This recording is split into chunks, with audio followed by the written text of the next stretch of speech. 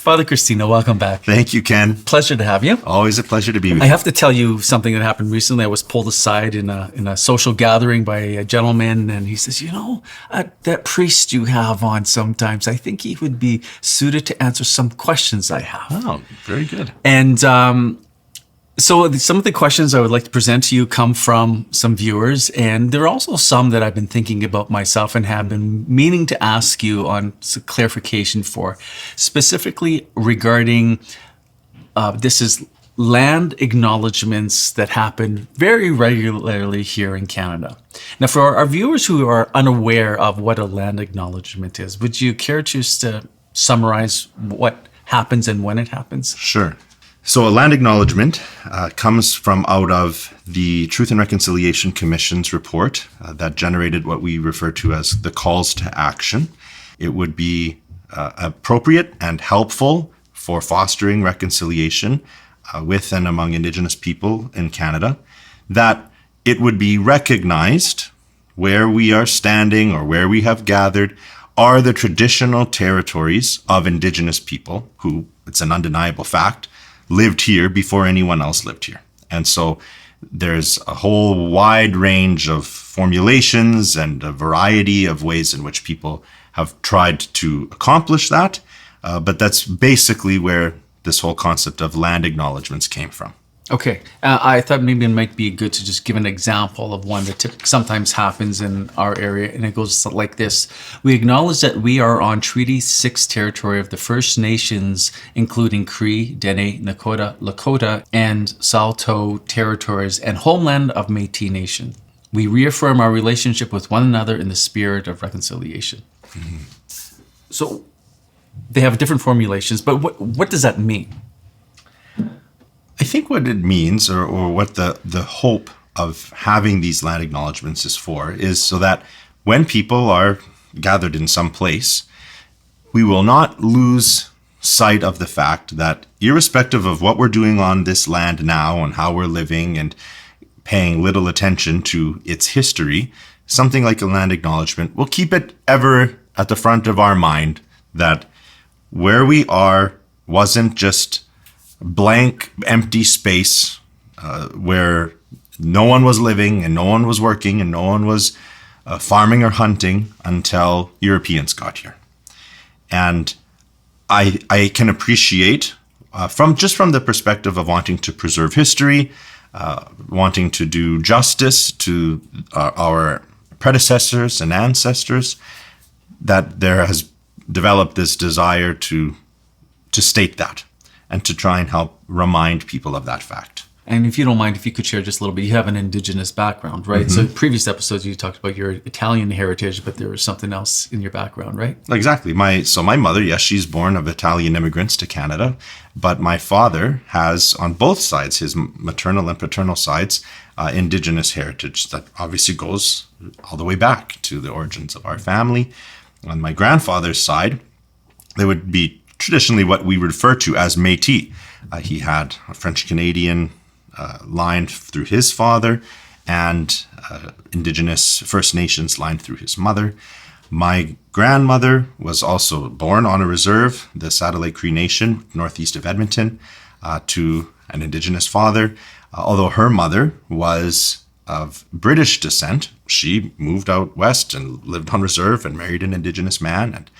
And so she was of mixed heritage herself, but like I said, born on a reserve, would have stayed there had it not been for the time that she spent in residential school. She was 12 years in the residential school in Edmonton. So each year, always only home for a very brief visit. Okay. So I can't properly speaking say that she was raised on the reserve, but that was home to her. Okay. So oftentimes you are tapped by the bishops of Canada to speak on matters of Indigenous relationships, and is that correct to say? That sounds a bit more than it. I have been asked to help in some of the things that our Canadian bishops are doing to foster and help promote Indigenous reconciliation, specifically between the church, nationally speaking, and Indigenous peoples in the country, partly because of my Indigenous heritage, but I think also just because I have tried to demonstrate my own commitment to showing that reconciliation is possible. I'm a Catholic priest very happily and a person of Indigenous heritage, and that those things can coexist. Okay, so forgive me for fumbling through that question, but thanks for the clarification. Now, there's some people who feel like the land acknowledgement is saying something like, and forgive again this like raw language, but non-Indigenous people are standing on stolen land. And it's interpreted that way by some. How would you respond to that? Well, I can understand why people would feel like that's what's being said. I don't think that's what's meant to be said. There are actually different categories that get used when speaking about the land itself.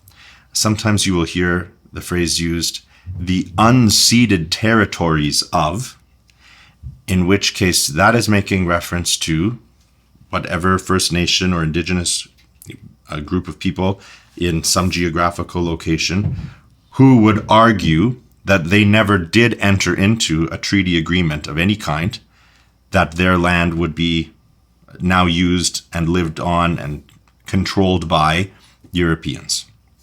So some refer to that as unceded territory. Okay. And in other places, this is much more common out west, where treaties were drawn up and clearly defined, and generally speaking, I think we could agree historically, were entered into in good faith between Indigenous leadership and British representation. These treaties are with the British Crown. That, yes, they were legally agreed to, that this would be how the land would now be used and who would live on it, and what portion of that land would be designated as what now we refer to in modern terms as an Indian reserve or an Indigenous reservation. That is sometimes then referred to as the traditional territories of, which is not claiming that it was not ever ceded, because that would not be true, but that it's still, this is a place in which these first peoples had made their original home. I think when you're listening to a formulation of a land acknowledgement that says that we are gathered on the unceded territory of a certain group of people, it's hard not to interpret that as sounding like these people never gave their land away, but we're all here. Yeah. So that is different than when we say we acknowledge that we are on the traditional territories of so-and-so, which is an undeniable statement. That is where these people traditionally did live. So when we say that, I would not jump to the assumption that we're being told that you're on stolen land. I think the unceded territory formulation, wherever that is used, is more along those lines. How are these statements helpful when we're gathering? Or are they? Well, do you feel, as an Indigenous person with background, that these acknowledgements are necessary when you go into a public setting and there's going to be because we hear this is kind of commonplace now, and some are questioning, well, why is this useful? First, I should acknowledge that I have a minority opinion on this topic. I think among Indigenous and many non-Indigenous people who are invested in Indigenous reconciliation, I am not opposed to land acknowledgements and the use of land acknowledgements. I think that they can help serve a very valuable purpose in preserving history and reminding us of our origins. Even, I could say, our shared history. But I am reluctant about them because of the frequency with which I have begun to see them being used. It's sort of like when I was a kid, I had a habit of the moment I thought that I had done something wrong, I started to say I was sorry. And my poor mother one day, I think, just finally lost it and said, "Would you stop saying you're sorry and just stop doing that?" And I think that there's a reasonable request there. Mm-hmm. Don't just tell me you're sorry. Don't do the thing that makes you have to say you're sorry. If you repeat something over and over and over again, I think it's reasonable to ask whether or not it's a sincere thing that you're saying. In the case of it being an apology, I think it's reasonable to wonder, do you really mean it? If you really meant it, wouldn't you just stop doing the thing that you're saying sorry for? By extension, if every single time a group of people gather, at the beginning of that gathering, someone gets up and has to give a land acknowledgement, I'm aware of certain school divisions where every morning before school starts, over the intercom, a land acknowledgement is read. At a certain point, people are not listening, and they don't care, and they roll their eyes at it, or it becomes a joke. It becomes a mockery, especially when people, out of, I think, a very sincere desire to be as authentic as possible, are trying to pronounce Indigenous words that are almost impossible to pronounce comprehensibly. And so you begin sort of mumbling and stumbling, and you smirk to yourself, or everyone starts to laugh. It completely defeats the purpose of what I think you wanted to accomplish there. So all of that is to say, I think they have their place, and I respect the use of land acknowledgements, but I think we seriously need to reconsider their frequency of use. I agree with you, and this is why I wanted to bring it up. I didn't know what your response was going to be, but it just seems like when you repeat and repeat and repeat something, sometimes, depending on the circumstance and what you're saying, it loses its meaning. Mm-hmm. Now, not always, depending on what's being said. Like, I hope that I always repeat to my wife, I love you, and I hope that it always means something to her. Mm-hmm. But in this case, it seems a little different, and I feel like it would be more meaningful if there was some sort of clear guidance on or practice of having in certain circumstances and not others. Yeah. Like, so in the perfect world of Father Cristino giving some guidance to this, when do you think it would be useful to have these, and when would it be not? For example, school board meeting, they meet every so often. And this is very common, school board meeting with the Catholic schools, for example, land acknowledgement, every single time. Is that necessary? In a perfect world, how would you offer some guidance? In my vision of a perfect world... We'll get back to the conversation in just a second, but a question for you. If you've been blessed by this video, you could help us out in a couple of very simple ways. Firstly, like and share this video. YouTube is going to see that and then suggest this message out to a larger audience. So that's something simple you could do. Secondly, could you pray for us? We're always in need of grace, and we'd greatly appreciate your prayers. And thirdly, if it is possible, consider supporting our mission at kenandjanelle.com. Your support allows us to continue producing videos just like the one you're watching. So thank you so much for the consideration. Now back to the conversation. In a perfect world, how would you offer some guidance? In my vision of a perfect world, I think land acknowledgements would carry the most effective meaning if it made sense why on this occasion we're hearing one. So let's look at instances, a groundbreaking ceremony when you're starting the construction of something. We're actually talking about the ground here.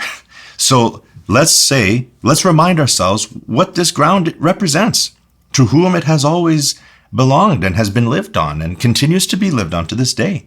That would be a very reasonable understanding of why it makes sense to us that we're going to acknowledge that right now. At the start of something new, right? At the beginning of the new school year. Saying it every single morning when you come to school versus at the start of the school year, we're going to have a much richer formula, let's call it, of the land acknowledgement, but we're using it as part of how we're inaugurating our new school year. Or on occasions where you're celebrating something of Indigenous history. We have in June every year in Indigenous Peoples Day. At the beginning of the gathering that you're having, that you would do that. I think where it would be educational, where it would be potentially the first time a person that's there is going to be hearing this, oh yeah, that's an interesting point, or I'm glad to have been reminded of that. I think we can be more thoughtful and creative about when and where we use them, rather than thinking that if we've ever gathered and there's not one, that somehow now we're not committed to reconciliation with Indigenous people in our country. I think that that's just an oversimplification of what actual work needs to be put into this. I think there's some people that when they hear the land acknowledgement within the context of a faith setting led by the Catholic Church, and they hear it every single time before it is even opened with a prayer, it's like this becomes more important than God. Right. Because before we can even talk about God and invoke his presence and welcome, we have to go back to, we acknowledge that we are in Treaty 6 territory, the First Nation, And so in those situations, I think, and this is, I think this is what is happening now. People are starting to like, what? I didn't come here. I came here to worship God. Or I came here for my devotion. What does this have to do with us praying here right now? I appreciate your insight when it would be practical, when it would be useful, but I fail to see the connection where you do it every single time. And I realize that with our American friends who are watching, they totally might not get this point because they don't have, to my knowledge, don't have this in the United States. But this is, it becomes it's a consistent ritual. And so I appreciate your insight into when it would be appropriate. Would you agree that there's a danger of raising this? We forget if we start before we talk about God, we got things backwards. Completely. If people have gathered for a religious celebration and the first thing you do isn't pray, I think that's a bit shocking. I know I've been put in this position numerous times where I've been asked, Father, would you be comfortable also giving the land acknowledgement as part of the opening prayer? And I always say, yes, I will do it as part of the opening prayer. Not, okay, everyone, here's our land acknowledgement, and now let us pray. Why can't I, as a land acknowledgement, in the context of my talking to God the Creator, also give him thanks for the gift of the land on which we are gathered, that you first bequeathed to the people who once lived here and continue to live here today. And we thank you for the rich bounty of the harvest that comes from this land. Why can't we thank God for the land, the Creator? That's something that all Indigenous people would recognize as being part of what it means for them to be who they are, was a close relationship to the Creator. That's why I'm grateful that at least in Catholic settings where land acknowledgements are being used, we almost always will hear some reference being made to the Creator or the gift of the land that we have received from the Creator. And that just makes sense to me, because that's also in recognition of how Indigenous people would have also honored and understood the land on which they lived. Yeah, for me, it does not make sense to put that before prayer, though. Well, that's what I'm saying. Yeah. I don't need to have an extra one if when I make the opening prayer, I say effectively the same things. If you insist that no, the land acknowledge has to be separate, then I'm going to start questioning the motive behind using it. If all that matters is that we are reminded of the gift of the land on which we are present and gathered, what difference does it make if it's read in a statement that's called land acknowledgement in the program outline, or if reference is made to it in the context of my speaking to God in the opening prayer? If all that matters is that it's said. That's what I'm trying to say, is sometimes I think extra meaning is imposed upon these things. It goes back to sort of the stuff we've talked about before with checking boxes. It can become very much a virtue signaling thing.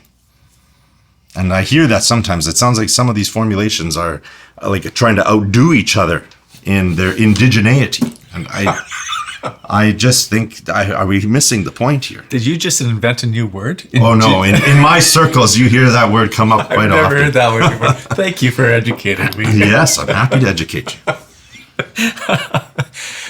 There are some who have a concern along the similar lines, though, and it goes something like this, that these land acknowledgements perpetually keep Indigenous people in victimhood and non-Indigenous people in a sense, a position of shame. And these acknowledgements just reinforce that. It really does no good because it just reinforces these two positions. Do you see it differently? I'm of the opinion that it's not the land acknowledgement as much as it's the frequency. I think if these things were not happening that frequently, if 2 or 3 times a year you found yourself in a gathering where you heard a land acknowledgement, I think it would carry much more impact as a reminder that we don't have to be ashamed that I live here now. I had nothing to do with the fact that I live here now. But we don't need to ignore and pretend like there isn't a history that has had a profound impact on the life of the people who did live here first. I'm not saying that you need to be ashamed of that, because you bear no personal guilt for that. But it shouldn't evoke shame, nor should it evoke victimhood, that you are living in a place where other people now live. I think one of the things we are failing to recognize is that all of human history is based upon conquest. The people in this place went to the people in this place and they fought it out, and one of them won and got to keep their land or lost their land. That is the basic premise of humanity since the fall. And it still goes to this day. Russia says this part of Ukraine is part of Russia. The rest of the world says Russia's bad and shouldn't be trying to take over part of the sovereign land of Ukraine. It never ends. This is an ongoing and perpetual experience. And forgive my insensitivity to my Indigenous people, but Indigenous people did this to each other. I come from a part of Alberta where when I hear the traditional territories of the Blackfoot Confederacy, I have to think to myself, what do you mean? Like, how far back are we looking? Because there was other people than the Blackfoot who were here, and they fought a brutal war and got driven out. Whose land was that? Do Blackfoot people gather and give a land acknowledgement that this was the traditional territory of the Plains Cree, who are no longer living here? It's just human history. I'm not justifying it, but I'm saying we also need to remember that this isn't some radically unique thing that just happened here that we must never forget. Yes, we should not forget, but we should remember with gratitude, not remember with shame and resentment. And how long do these continue for? From time into eternity? I mean, when we sing the national anthem when we gather, some might argue, well, why do we got to do that? We know where we are. We know that we're a country. We know what that song is. Why do we have to sing the national anthem every time we gather? Because that's just what we do. It's good practice. It builds patriotism to remind us that we stand behind this common hymn that as a country we sing to bolster our love for our country. I think if we can strip away the shame and resentment that seem to be becoming more and more associated with these land acknowledgements, which I think would be helped immensely if they were used much less frequently, then they could become something akin to the national anthem, where when we hear them, we're reminded of this common history, that I'm grateful that I live in this land, and I, as an Indigenous person, am grateful that my history is not ever being forgotten, including by people who come here and know nothing of that history. But unlike the national anthem, you're not suggesting that it's at the beginning of every school day. Well, no, exactly. Right. That's what I'm saying. I hear land acknowledgements way more frequently than I sing my national anthem. Mm-hmm. So it does prompts me to ask, what is the meaning of that? I think in our area, the rural area, we have good Saskatchewan farmers. We're in the place where they're the second or third generation of settlers who came from another country. They came here. When they came to this area, there was no cities, there was no towns, the railway hadn't maybe come through yet, and they broke the land, they built these farms, and now they're productive with the land, and each farm can feed thousands of people depending on the size of the farm. And I think sometimes farmers, when they look at how hard they have worked, the land was bought legally, and now they sit through a land acknowledgement. They think, well, how am I supposed to feel about how hard we've worked on our land? Are we supposed to think that we stole this land from other people and then feel guilty about now being productive with it? Do you see sometimes? I see that.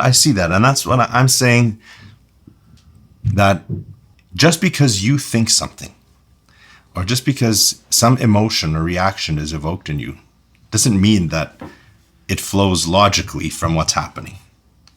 If when you hear a land acknowledgement, you hear hatred and judgment and condemnation that makes you feel ashamed, that's a you problem. I don't know how to help you with that. Get over it. I'm sorry, right? Okay. If you're just annoyed and bitter and resentful that this is a thing that happens in our country, again, I don't know what to say to you. But I am saying that I understand why those emotional reactions happen when it feels like you're being bludgeoned to death by something. Because every time you turn around, we have to have a land acknowledgement. It diminishes the value of them. I'm acknowledging that myself. And so where it is up to me, I would use them way less frequently.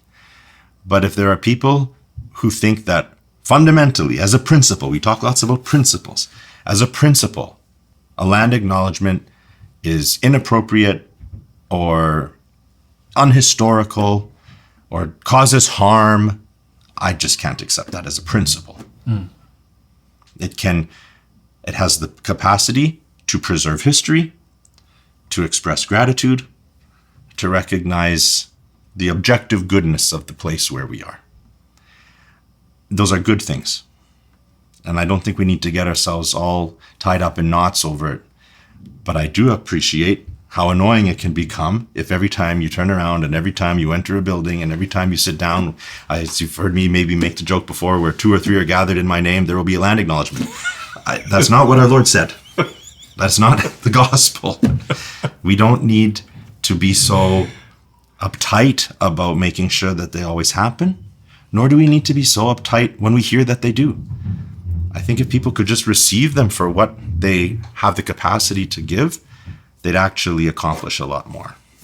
And I think why people are starting to feel really uptight about it is because of the frequency. And exactly. I think that was a really valid point. Appreciate that. Any closing comments you want to offer here, or are we kind of done? No, I think I'm happy to say that when we acknowledge where we are and where we've come from, that it helps us strengthen our identity. And there's no harm in that. So the next time you hear a land acknowledgement, even if it's the umpteenth time that week that you're hearing it, maybe try and hear it with a different set of ears and hear it as an opportunity to be reminded of a shared history, of God's goodness, and of the brotherhood that I hope we should all be able to share. Thanks, Father.